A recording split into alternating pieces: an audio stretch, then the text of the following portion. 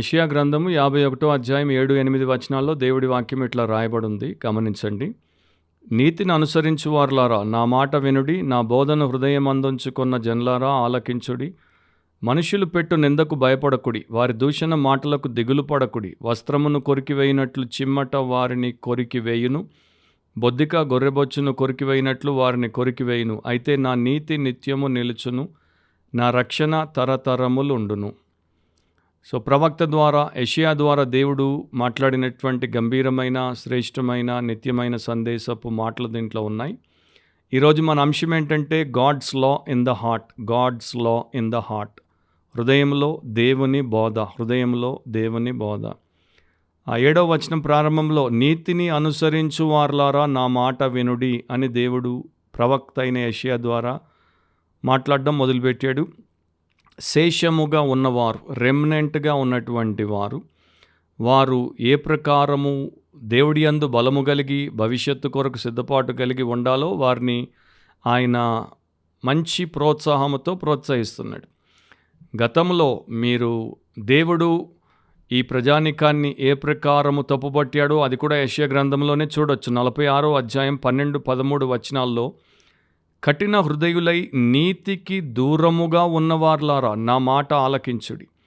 నా నీతిని దగ్గరకు రప్పించి ఉన్నాను, అది దూరమున లేదు. నా రక్షణ ఆలస్యము చేయలేదు. సియోన్లో రక్షణ నుండ నియమించుచున్నాను, ఇశ్రాయేలునకు నా మహిమను అనుగ్రహించుచున్నాను. సో గతంలో 46వ అధ్యాయంలో ఏమన్నాడు దేవుడు? కఠిన హృదయులై నీతికి దూరముగా ఉన్నవార్లారా నా నీతిని దగ్గరికి రప్పించి ఉన్నాను, అది దూరమున లేదు. నా రక్షణ ఆలస్యము చేయలేదు. సో ఈ మాటలు దేవుడు తన ప్రజలకి వినిపించిన తర్వాత వారిలో వచ్చినటువంటి పరివర్తన అండ్ ఇప్పుడు అంటే ఈ కాలంలో ఉన్నటువంటి మనము ఈ మాటలని విన్నప్పుడు, చదివినప్పుడు మనం తెలుసుకోవాల్సినటువంటి సత్యం ఏంటంటే ఇప్పుడు మనకి రక్షణ మరి దగ్గరగా ఉంది.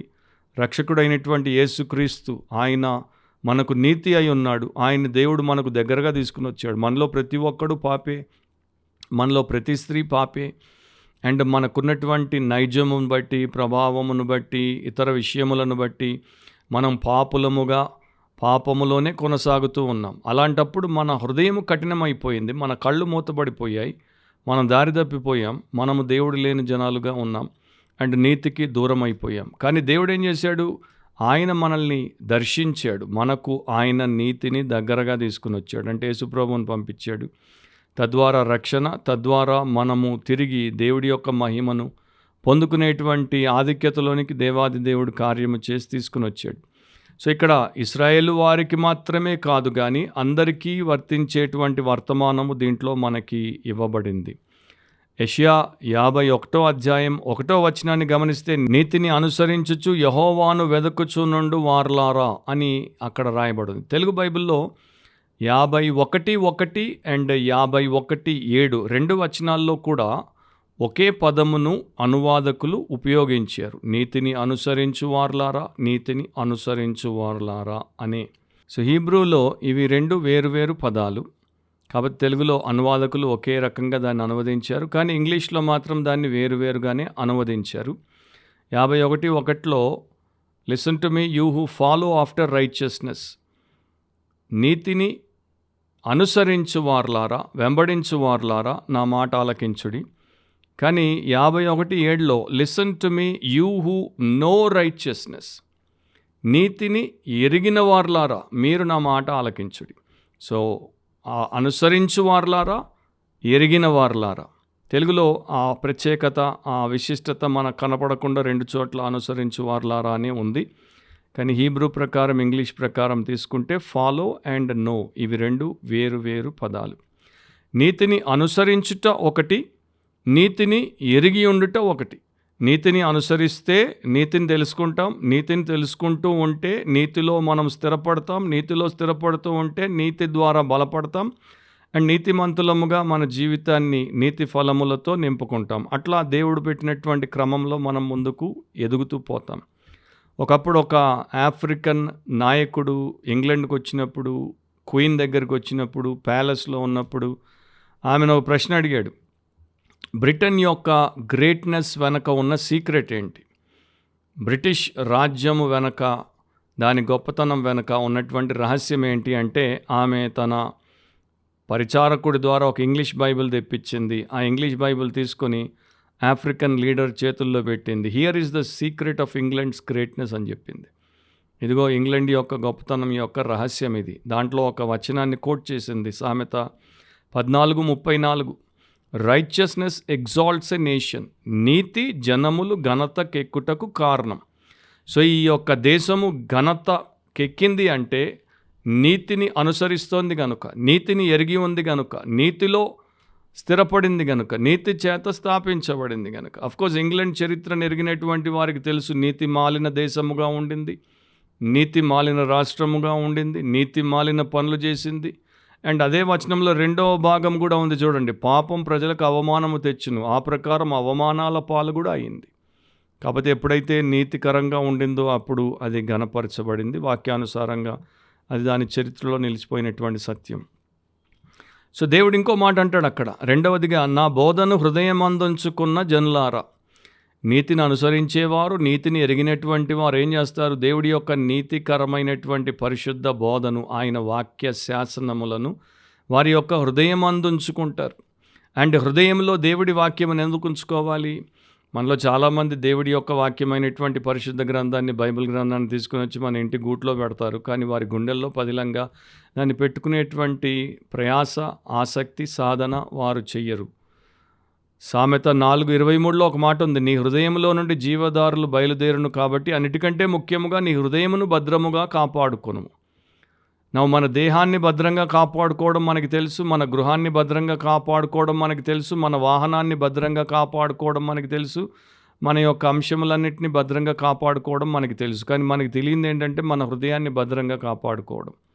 అండ్ మన హృదయాన్ని మనము భద్రంగా కాపాడలేం. ప్రపంచంలో ఉన్నటువంటి ఏది మన హృదయానికి భద్రతను కలిగించదు. హృదయాన్ని భద్రంగా పెట్టుకోవడం అంటే మన హార్ట్కి బుల్లెట్ తగలకుండా బుల్లెట్ ప్రూఫ్ వేసుకోవడం కాదు, మన హార్ట్ని పాపము ఛేదించకుండా, మీ హృదయమును పాపము ఛేదించి చెడగొట్టకుండా దానిని భద్రముగా కాపాడుకోవడానికే దేవుడి బోధ, దేవుడి పరిశుద్ధ ఉపదేశం నీ హృదయంలో ఉంటే అది అవతల నుండి వచ్చేటువంటి పాపపు శక్తులకు ధీటుగా జవాబిస్తుంది. స్కాలర్ ఈజే యంగ్ ఇట్లా ఆయన పుస్తకంలో రాశారు, ఎవరైతే నీతిని ఎరిగినటువంటి జనముగా దేవుడి చేత ఎంచబడుతున్నారో అలాంటి వారిలో ఉన్నటువంటి విలక్షణం ఏంటంటే వారి హృదయముల్లో ఆయన బోధ ఉంది. సో వారికి నీతి ఎట్లా తెలుసు అంటే వారి హృదయంలో ఆయన బోధ ఉంది కనుక నీతి సంబంధమైనటువంటి సత్యములను వారు గ్రహించారు. ఈ రోజున బైబిల్ పట్టుకుని, బైబిల్ పెట్టుకుని, బైబిల్లో ఉన్న నీతి బోధను ఎరుగని వారి శాతమే క్రైస్తవ లోకంలో ఎక్కువ. అందుకని వారి హృదయాలు ఛేదించబడ్డాయి, వారి హృదయాలు చెదపట్టబడ్డాయి, వారి హృదయాలు ఛిద్రమైపోయాయి. కారణం ఏంటంటే వారు పాపమును జయించలేని అవినీతి పరులుగా, నీతి ముసుగులో ఉన్నారే కానీ అవినీతి పరులుగా ఉంటున్నారు. సో ఈ స్కాలర్ ఏమంటాడు, వాక్యమును వినడము సరిపోదు, ధర్మశాస్త్రమును తెలుసుకోవడం సరిపోదు, దాన్ని హృదయపూర్వకముగా అంగీకరించాలి. అండ్ దాన్ని హృదయములో మనము దాచుకోవాలి. దాన్ని మన జీవితానికి ఆధారముగా, లేకపోతే మన జీవితాన్ని శాసించేటువంటి ఆదేశముగా పెట్టుకోవాలి. అండ్ ఇది ఎవరు చేశారు? యేసుప్రభు చేశారు. ఆయన మాటల్లో మనకు ఆయన చాలా స్పష్టంగా చెప్పారు కూడా. యోహాను సువార్త 4:34 యేసు వారిని చూచి, నన్ను పంపిన వాని చిత్తము నెరవేర్చుటయు ఆయన పని తుదముట్టుంచుటయు నాకు ఆహారమై ఉన్నది. సో దేవుడి చిత్తాన్ని జరిగించడం, ఆయన పనిని సంపూర్ణము చేయడమే నాకు ఆహారం అన్నాడు. కానీ అదే యేసుప్రభు ఇంకో చోట ఏమన్నాడు, ఏమి తిందును, ఏమి తాగుదును, ఏమి ధరింతును అని మీరు అన్యజనుల వల్లే విచారించొద్దు, మొదట ఆయన రాజ్యం, ఆయన నీతిని వెదకండి. సో ఆయన నీతిని వెతికేవారు, ఆయన నీతిని ఎరిగిన వారు, ఆయన రాజ్య సంబంధులుగా ఉన్నప్పుడు వారికి ఆయన చిత్తము జరిగించుటే ఆహారంగా ఉంటుంది. బాహ్యపరమైనటువంటి ఆహారము, దప్పిక కొరకు, వస్త్రం కొరకు, గృహం కొరకు, ఇతర విషయాల కొరకు వారు పరితపించే వారిగా ఉండరు. మార్టిన్ లూథర్ ఒక క్లిష్ట పరిస్థితుల్లో ఉన్నాడు, ఆయన ప్రాణాపాయ స్థితిలో ఉన్నాడు. ఆయన్ని, యేసుక్రీస్తును అంతవరకు ఆయన బోధించినటువంటి వాక్యాన్ని విసర్జించమన్నారు, లేకపోతే ఆయన్ని తీర్పు ద్వారా నాశనానికంటే మరణానికి తీసుకుపోతామన్నప్పుడు ఆయన ఇచ్చిన స్టేట్మెంట్ ఏంటి? My conscience is bound to the word of God. నా మనస్సాక్షి దేవుడి వాక్యము చేత బంధింపబడింది. I cannot and will not recant anything since it is dangerous to act against conscience. Here I stand, I cannot do otherwise. God help me. Amen. So ఆయన ఏమంటున్నాడు, నేను దీనిని విసర్జించను, దేనిని కాదనను. అది నా యొక్క మనస్సాక్షికి వ్యతిరేకంగా చేయడమే అవుతుంది, అది ప్రమాదకరము. కనుక ఇదిగో నేను ఇక్కడ ఉన్నాను, నేను ఏమీ చెయ్యను, దేవుడు నాకు సహాయము చేయునుగాక. అంటే దేవుడి వాక్యానికి నేను బందీనైపోయాను, అది తప్ప నేను ఇంకేమీ చేయను. నా బైబిల్లో చాలా వచనాల్లో మనకి ఒక సత్యము వివరించబడింది. ఎక్స్ప్లెనేషన్ నేను చేయను, కానీ జస్ట్ ఆ పాయింట్స్ మీకు జ్ఞాపకం చేస్తాను. కీర్తన 48వ వచనంలో, నా దేవా నీ చిత్తము నెరవేర్చుట నాకు సంతోషము, నీ ధర్మశాస్త్రము నా ఆంతర్యములోనున్నది. సో నీ యొక్క హృదయములో, అంతరంగములో, నీ లోపల దేవుడి వాక్యము, దేవుడి ధర్మశాస్త్రము, ఉపదేశం ఉంటే అది నీవు దేవుడి చిత్తాన్ని చేయుటకు సహాయము చేస్తుంది. కానీ నీ లోపల దేవుడి వాక్యము, నీ హృదయమందు దేవుడి బోధ లేకపోతే నీ బ్రతుకు మారదు, దేవుడి చిత్తానుసారంగా ఉండదు. 37వ కీర్తన 31వ వచనంలో, వారి దేవుని ధర్మశాస్త్రం వారి హృదయంలో నున్నది, వారి అడుగులు జారవు. ఈరోజు నా వయసుతో ప్రమేయం లేదు, యవనస్తుల, పిల్లల, మధ్య వయస్కుల, ముసలివార పాపంలో అట్లా జారిపోతున్నారు. బుడద గుంటలో అట్లా జారిపడి మొత్తం మనిషి అంతా కూడా బుడద మైల అయిపోతున్నారు. ఆడ మొగ అనేటువంటి తేడా లేదు. ఎందుకంటే వారి హృదయంలో దేవుడి ధర్మశాస్త్రం లేదు కనుక ప్రతి విధమైనటువంటి పాపపు విషయంలోనికి వారి అడుగులు జారిపోతున్నాయి. నేను ఎప్పుడు అనేవాడిని, ప్రపంచం ఒక పాకుడు పట్టిన స్థలం. దాంట్లో ప్రభువు లేకుండా, ప్రభు వాక్యం లేకుండా మీరు జీవించాలనుకుంటే మీ అడుగులు చాలా ఈజీగా మీకు తెలియకుండానే జారిపోతాయి. 119:11 ఇట్లా ఉంది, నీ ఎదుట నేను పాపము చేయకుండానట్లు నా హృదయంలో నీ వాక్యం ఉంచుకొని ఉన్నాను. సో దేవుడి వాక్యాన్ని హృదయంలో పెట్టుకోవడం ఎంత శ్రేష్టం, దేవుడి బోధను హృదయంలో పెట్టుకోవడం ఎంత ఘనం అండ్ ఎంత బలమది. అదే మనకి జీవం. సో అట్లా ఎవరైనా బ్రతికినప్పుడు నీతిని అనుసరించి, నీతిని ఎరిగి, నీతి బోధను హృదయంలో పెట్టుకొని దాని ప్రకారం బ్రతికేటువంటి వారిని లోకం అసహించుకుంటుంది, లోకం వ్యతిరేకిస్తుంది. లోకము వారిని ఏదో రకంగా దిగజార్చాలని వారి మీద దాడి చేస్తుంది. కనుకనే అక్కడ ఆ యొక్క మాటలు యెషయా ద్వారా దేవుడు చెప్పాడు, ఆలకించుడి, మనుషులు పెట్టు నిందకు భయపడకుడి, వారి దూషణ మాటలకు దిగులు పడకుడి. సో మీరు నీతిగా బ్రతికినప్పుడు, మనుషులు మిమ్మల్ని ఎగతాళి చేస్తే, మీరు వాక్యానుసారంగా బ్రతికినప్పుడు, వాక్యానుసారంగా మాట్లాడినప్పుడు, వాక్యానుసారమైనటువంటి రీతిలో మీ ప్రవర్తన, మీ సమస్త విషయాలు ఉన్నప్పుడు మనుషులు మిమ్మల్ని నిందిస్తారు, కానీ వాటికి భయపడొద్దన్నాడు. దూషణ మాటలు మీరు దిగులు పడొద్దన్నాడు.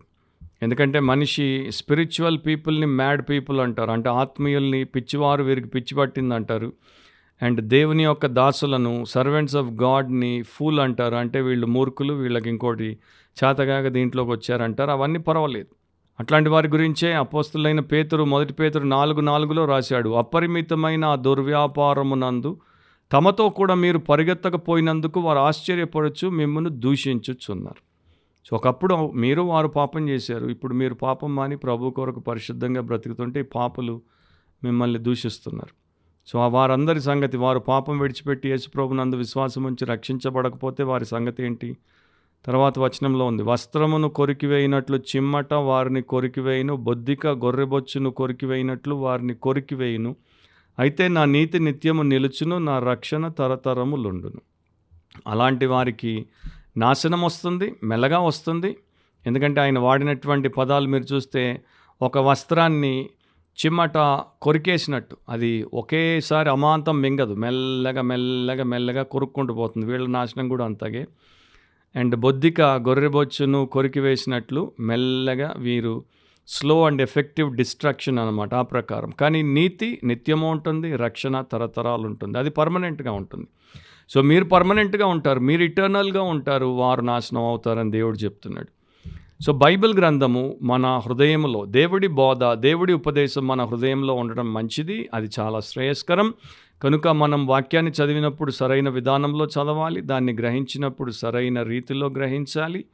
బైబిల్ని అపార్థము చేసుకోకూడదు, దాన్ని సరిగ్గా అర్థం చేసుకుంటేనే మన హృదయంలో దాన్ని భద్రం చేసుకున్నప్పుడు మనకు క్షేమం. మనం బోధలు విన్నప్పుడు ఎవరి బోధలంటే వారి బోధలు వినకూడదు. ఎందుకంటే మన హృదయంలోనికి దాన్ని తెచ్చిపెట్టుకునే ప్రయత్నం చేసినప్పుడు దుర్బోధలు మనం వినకూడదు, అబద్ధ బోధలు మనం వినకూడదు, నకిలీ బోధలు మనం వినకూడదు. సరైన బోధలు, సద్బోధ, హితబోధ మనం వినాలి. అట్లాంటి మంచి సేవకుల బోధ వింటే మనకు క్షేమం. సో దేవుడి వాక్యము చదివినటువంటి వారు, దేవుడి వాక్యం విన్నటువంటి వారు, హృదయంలో దాన్ని భద్రపరుచుకుని జీవించిన వారు మేలు పొందారు. సో అది చాలా ముఖ్యం. ఒక మిషనరీ కొరియాలో ఆయన యొక్క మిషన్ స్టేషన్లో ఉన్నప్పుడు ఒక కొరియన్, రక్షించబడినటువంటి కొరియన్ క్రిస్టియన్ అయ్యాడు. క్రిస్టియన్ అయిన తర్వాత తన ఊరు నుండి 4 దినాలు కాలినడకన మిషన్ స్టేషన్కి, మిషనరీ దగ్గరికి వచ్చాడు. వచ్చి చాలా సంతోషంగా యేసుప్రభు కొండ మీద చేసిన ప్రసంగం మత్తయి 5, 6, 7 3 అధ్యాయాలు ఒక్క పదము కూడా తప్పకుండా కంటత చేసినటువంటి ఆ 3 అధ్యాయాలు మిషనరీకి, కొరియన్ క్రిస్టియన్ వినిపించాడు.